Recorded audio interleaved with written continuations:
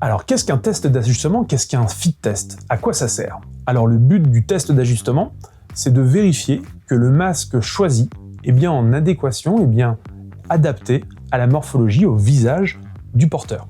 Donc lorsqu'on fait un test d'ajustement, un fit test, eh bien on va vérifier d'abord le confort de la personne, si c'est bien adapté au visage, que l'implantation capillaire notamment ne vient pas directement sur la jupe du masque. Et ensuite, on va faire un test grâce à une machine qui va nous permettre de voir l'étanchéité, si on est bien dans les critères d'étanchéité du masque par rapport à sa morphologie. Bien évidemment, ce test nous permet de trouver le masque le plus adapté à la morphologie du porteur. On va voir quel est le masque sur lequel on est le plus étanche et donc le masque qui sera le plus efficace. Est-ce que le test d'ajustement, le fit test, est obligatoire? Eh bien, la réponse est oui pour l'amiante. Pour l'amiante, on a une obligation stricte de réaliser des tests d'ajustement. Ça, c'est l'arrêté qui concerne les équipements de protection individuels qui nous le dit. Et ce, quel que soit le masque. Donc même pour un demi-masque, eh bien on devra réaliser un test d'ajustement. Par contre, lors d'utilisation d'appareils de protection respiratoire pour d'autres risques, eh bien là on nous préconise de réaliser ce test, mais il n'est pas strictement obligatoire. La norme NFEN 529, qui liste les critères de choix, d'utilisation, de maintenance des masques, préconise bien sûr de réaliser ces tests d'ajustement. Bien sûr, les institutionnels de la prévention, comme l'INRS par exemple, préconisent de réaliser ces tests d'ajustement pour tous les appareils de protection respiratoire. Oui, ça paraît évident. Affecter un masque à quelqu'un, mais que ce masque soit pas parfaitement étanche, eh bien, il y a forcément un risque que le toxique rentre, et donc on réduit considérablement l'efficacité de l'appareil de protection. Est-ce qu'il faut être rasé pour effectuer un fit test? Eh bien là, la réponse est oui. Oui, ça fait pas toujours plaisir, mais c'est encore une fois demandé par la norme NFEN 529, qui précise bien que pour porter un masque, il faut l'absence de poils sur toute la zone de contact avec le joint facial. Il faut être rasé depuis moins de 8 heures pour pouvoir porter un masque de protection respiratoire, et il en est de même pour réaliser un test d'ajustement. Est-ce qu'on doit faire ce fit test, ce test d'ajustement pour toutes les catégories, tous les types de masques? Eh bien oui, on peut faire des fit tests pour chaque catégorie, aussi bien pour des masques complets, à ventilation assistée ou à adduction d'air, mais également pour les demi-masques à cartouche, comme également les demi-masques filtrants. On peut faire des fit tests sur des demi-masques filtrants. Donc oui, tous les masques sont fit testables, sauf les cagoules ou les casques. Effectivement, ces modèles, leur efficacité ne dépend pas de leur étanchéité par rapport au visage, donc on ne fait pas de test d'ajustement sur les cagoules ou les casques.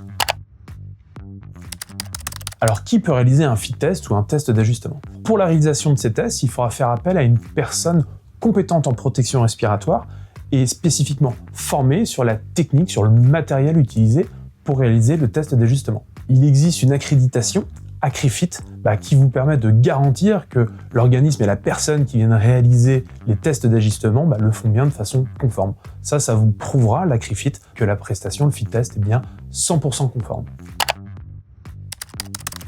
À quelle fréquence doit-on réaliser les tests d'ajustement, les fit tests? Alors là, la réglementation ne nous donne pas de fréquence stricte. Maintenant, on sait qu'on évolue physiologiquement. Donc, il est préconisé de donner une fréquence à laquelle faire les fit tests. L'INRS nous dit que cette fréquence peut être, par exemple, annuellement. Dans tous les cas, en cas d'évolution morphologique, on a grossi, on a maigri, on a une cicatrice qui est apparue, on s'est fait arracher les dents de sagesse. Bref, tous ces signes qui pourraient faire que finalement on a changé en termes de visage, fait qu'on devra repasser un fit test. Et ce, bien sûr, sans attendre la prochaine échéance de fit test. Alors, quelles sont les méthodes maintenant pour réaliser un essai d'ajustement, un fit test? Là, il y a deux grandes familles de techniques. Il y a les techniques qualitatives et les techniques quantitatives.